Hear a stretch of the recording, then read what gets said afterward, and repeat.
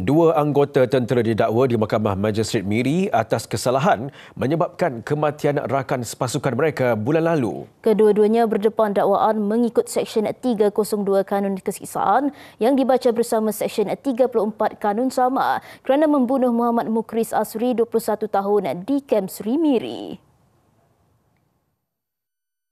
Tertuduh Muhammad Afiq Syarim, 23 tahun dan Muhammad Faiz Khuzaimah, 21 tahun yang memakai pakaian sukan hanya mengangguk faham selepas pertuduhan dibacakan di hadapan Magistrate Ashok Lingam. Kedua-duanya didakwa dengan niat bersama menyebabkan kematian Muhammad Mukris antara jam 2.15 pagi hingga 3.5 pagi 24 Mac lalu. Perbuatan dilakukan di sebuah bilik di blok kediaman bujang LLP Company Alpha, Batalion ke-20 Regimen Askar Melayu Diraja, Kem Sri Miri. Mahkamah menetapkan 30 Mei ini sebutan semula kes dengan kedua-dua tertuduh diperintah menjalani tahanan lanjut sementara menunggu tarikh itu. Media sebelum ini melaporkan Muhammad Mukris diarah dua anggota seniornya melakukan aktiviti komando rest sebelum sahur. Mangsa kemudiannya pitam dan disahkan meninggal dunia ketika dibawa ke Hospital Miri.